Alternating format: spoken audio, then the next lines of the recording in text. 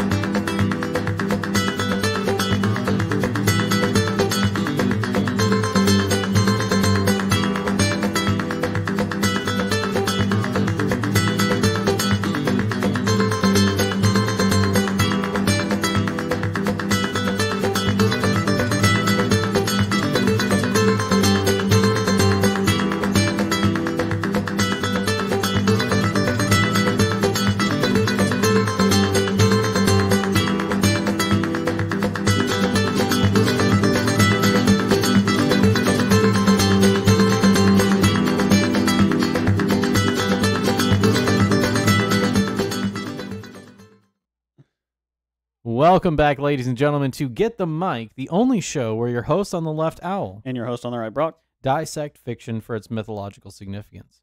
On this episode, we're talking about Dragon Ball as usual, and in particular, episode 119, which has the best name I've ever heard for an episode, Battle Cry. Or, will the legendary Mafuba work? So that's what we're dealing here with, people. That was in the wrong order. But anyways, it's not the greatest title, but there are some good points to discuss in the episode. Before we get started, please give us a like by hitting that thumbs up button. Subscribe to our channel with that red subscribe button. We upload new episodes to YouTube Mondays and Thursdays, to Rumble Tuesdays and Fridays. So check us out on those platforms. Without further ado, let's go ahead and get started with episode 119, Battle Cry. So Metro West is in complete chaos, with the citizens fleeing the city from Piccolo's wrath. The Goku, specifically Bulma, are in distress. They call Metro City, trying to warn her parents. Ultimately, Yamcha decides to go to help the world despite his leg, and meanwhile, Tien faces down Drum, knowing he needs to use the Mafuba on Piccolo instead of fighting this demon. However, it seems that Drum is much more than a match for Tien, as each of them take and give blows. So Bulma calls her parents here, and her mom is so absorbed with the fact that she let someone down. Man, I wish people were like that today. Like, hey, are we hanging out? Like, they call you to apologize. Like, can you imagine if that was what it was like today? That's how it used to be. So Bulma calls her mom, and she thinks it's her girlfriend, and she's like, hey, I know we were going to go shopping today, whatever. I can't make it because the world is ending. Sorry. Goodbye. We'll do it another time, is what she says. We'll do it. I think she's like, my husband says we're all going to die if I don't get off the phone. Something like that, and it's amazing. And so Bulma's a little irritated by that, but at this, it's really what prompts Yamcha to decide to go help out, because he can't sit there and do nothing. He said that in the last episode we talked about, but in this one, he realizes like they're staking everything on Tien. If Tien doesn't, it's over. It's not like Yamcha. There's also that feeling of like the older generation is not going to be able to defend itself, and so hearing it really spurs him to action, even though he's not physically the most See, capable. I think it's actually Bulma that spurs him into action because she's upset. She's more upset about losing her parents Yeah. than it seems her parents are of dying, to be honest. And so Yamcha seeing this, he realizes like this is something good to preserve, and the older generation, he's lived with them. These are his benefactors, right? So this is really what steps out of is like, I gotta do something. This has affected me personally. These robbers just came to try and kill us, right? And now the people I live with, the parents of my longtime girlfriend, are about to die, right? He has to line up all that stuff, and so he decides to go. And so we see that resolve, which is why this episode should be called Tien's Resolve, because we see at first Yamcha's resolve, and it sets the theme of the episode, but it's not called Tien's Resolve. No, last episode was hypothetically called it for no reason. For no reason. And so Tien faces down Drum here, showing his resolve. But he wants to try to get around Drum and use the Mafuba on Piccolo regardless. But he's underestimated Drum here. And he's underestimated the ideas, or the idea that sprung forth from Piccolo's mouth, being that this demoralization is more powerful than what anything Tien can come up with. And so even in the beginning, like, it's shown to Tien that like he's not in the same league as Drum. Well, it's like, oh, you're coming for the king of demons. Are you a demon yourself? Are you on the level of a demon? You know? And he's not. So Not if he can't beat a demon, you know, it's just another level of demoralization for people who would try to challenge the king of demons. Yes. And it is also to say that those ideas proliferate on each other and stack.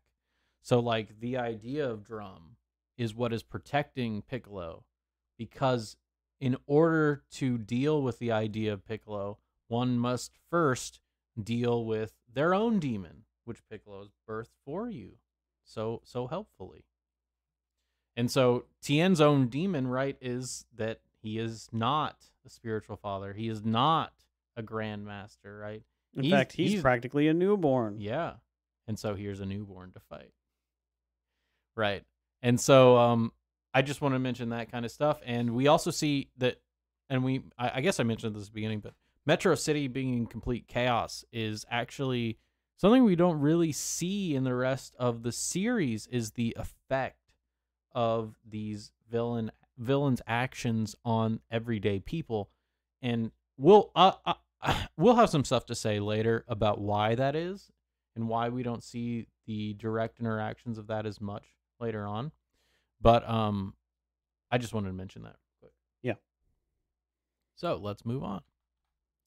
The next thing we see is Goku travels through the sky, and he hears a familiar voice of Chi-Chi in the forest below. This scene, by the way, seems like it is filler, I guess. It doesn't... I'm not saying that it's filler as in it's useless. I'm saying I don't know if this is in the manga. Yeah, I don't know either. It doesn't actually accomplish anything toward the main plot. Right, that's kind of what I was getting at. So Chi-Chi's there. It actually is a detriment, I think, in the sense that once we finally get where we're going with there's Goku one not recognizing Chi-Chi, it's like, oh well, there's a couple things to talk about though in this scene. Yeah. So Chi-Chi and the Ox King are under attack by Piccolo's new soldiers, who are just following orders. Just as they are about to kill the Ox King, Goku intervenes and scares the soldiers away. As Yamcha's about to leave, the girls decide to join him, and the three make their way to King's Castle. Now, this is the part that I wanted to mention, the following orders part. mm-hmm.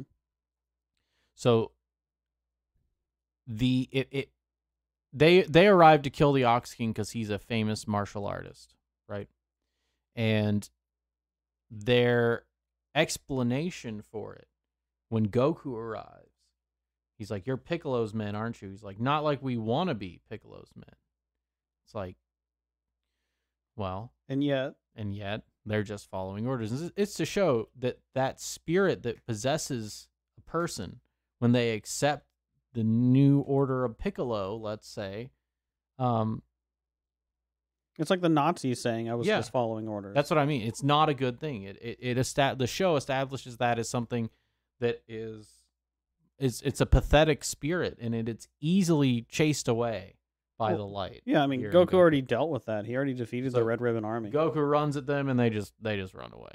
Yeah, and they may know Goku as someone who's literally defeated armies. You know, Well, the difference I would say is that the Red Ribbon Army were doing it by their own volition. Here, they are trying to use just following orders as an excuse, and it just is a little snapshot of what Toriyama and the series as a whole think of that mode of being. Yeah, I mean, clearly, Yes, it's we see that a couple of times, and we also dealt with the idea of it, especially in Muscle Tower, and dealing with the idea of what a robot is. Exactly. Or an automaton. Yes, an automaton is a good word for it. And so the last thing that we see in this set is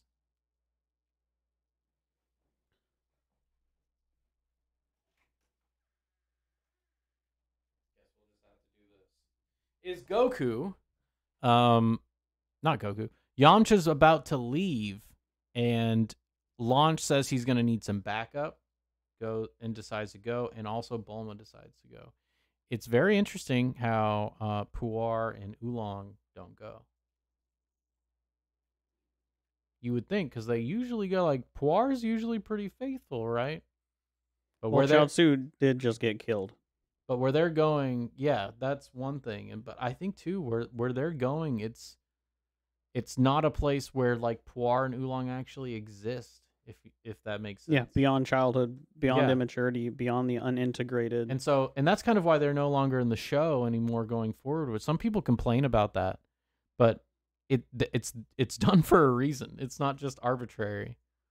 And so I don't really think they belong. They don't belong there, and they don't belong. Yeah, they're the type of thing that the water surrounding Kame House is, which is sort of a more mystical, more hypothetical type thing, or you could say like an idea. Since it's more fluid, it allows for the separation of the psyche like that to manifest itself in Puar and Oolong, for example. But when going in, it's almost like going into the waking world. Yeah. It is a. It really feels like crossing the Rubicon, like crossing a threshold into what is empirically real versus what is sort of theoretically real and making decisions and things like that. And so Yamcha leaving too has also called forth the spirit of maturity and courage in Bulma. And Bulma decides to go as well. Even though we saw how she felt in the last episode. Everyone's dead. The world's gone mad. We're all going to die. That's what Oolong says. And that's the whole point of it, right? Yeah. And so we know how she thinks about it. But despite that, she goes anyways. And so the three of them head off to try and help Tien. Anything else there? Pretty well covered. So, back in the courtyard, Drum and Tien continue to fight. The Mazuko gets the upper hand and is about to kill Tien. Just as Piccolo begins to leave, not being entertained by this anymore, Tien reveals his real motive. Rolling forward and using the Mafaba, he catches Piccolo off guard. However, Drum gets in the way, with Piccolo destroying the Denshi jar. Tien then collapses as Drum towers over him, ready to kill him again. In a similar position. But the demon is suddenly launched by an unseen blow. As Tien looks through his exhausted haze, he sees Goku standing before King Piccolo. However, before the two can clash, Drum approaches Goku, challenging him first. Goku kills this lesser demon with a single kick and stands defiantly before the Demon King. Here we have a couple things as well. So we already talked about some of the symbolism behind the Mafaba and the Denshi jar.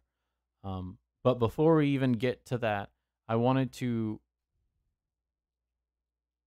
first talk about Tien not revealing his power level, which is a weird way to say it because the meme has come back full circle.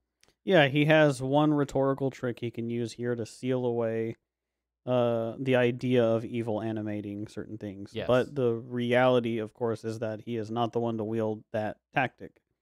Right, And so but he's kind of sparring with him on a personal level, Mhm. and then he tries to take a philosophical approach to actually get to him, but he's and his just person not a gets in the way philosopher. again, right? Yeah, and so If you're gonna say it like in a theoretical sense or like symbolically, that's what he's doing, right? mhm.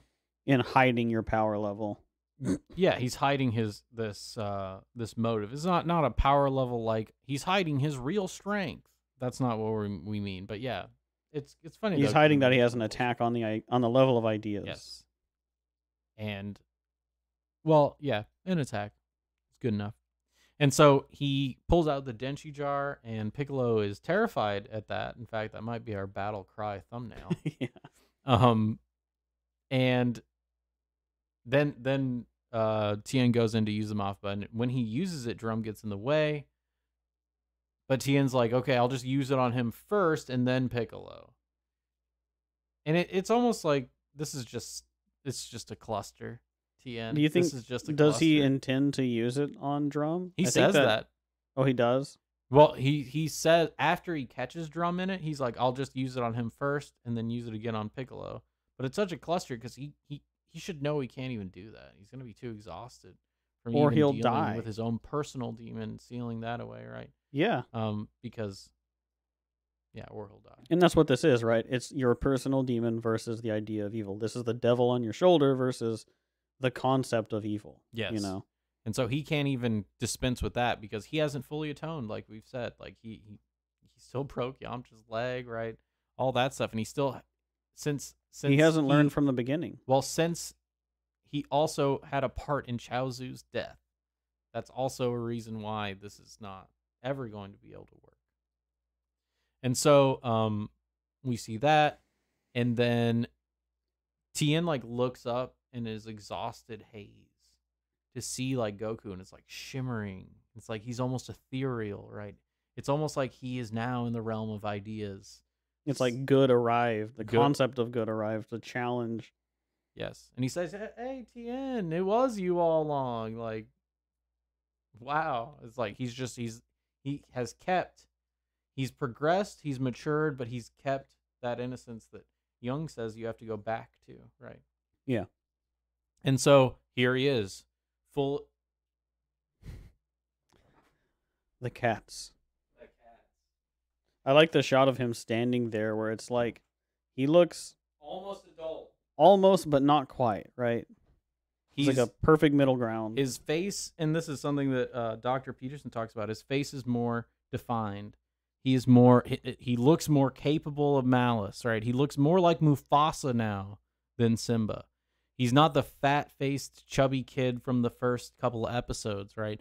Now he is kind of coming into his own, which is, I used the phrase for Jon Snow, he's becoming the man because he's becoming a man, right? Kill the boy, yeah. We saw that on his face too when he first came up onto Corrin's lookout. They animate it specifically for that reason, yeah. so that it's made clear. We see that Goku is sort of hardened, right? Yes, and so we'll see how the matchup goes next time. Actually, one last thing: Drum dies. Drum gets murdered. He's Drum's dead. just basically murked. His head explodes into purple goo, and then later on he gets exploded by Piccolo. So it's also to say like, Drum contending with Goku is nothing because Goku has none of those demons. Yeah, and so it doesn't work on Goku at all. And so he can just completely dismiss it, and he does. In fact, in a brutal way, and he does. I think that's significant too, to show Piccolo where he stands and to take him seriously, not just like try and leave. Yeah, I'm not categorically below you. Mm-hmm. And that's it. And that's the episode 119. Anything else you want to add? No, just another quick one. Another quick one because we're going to have a lot to talk about next time in the next 3 episodes probably. Oh, yeah. Biggest crisis is going to be massive. Probably 40 minutes long, I'd say. Yeah, that sounds about right. And now I'm on recording saying it. It's going to be like 10 minutes. We'll Anyways. 18 minutes. 18 minutes. Anyways, we hope you guys enjoyed the show. If you liked what you heard, please give us a like by hitting that thumbs up button. Subscribe to our channel with the red subscribe button. We upload new episodes Mondays and Thursdays to YouTube, Tuesdays and Fridays to Rumble. I'm your host on the left, Owl. I'm your host on the right, Brock. We hope you guys have a good night.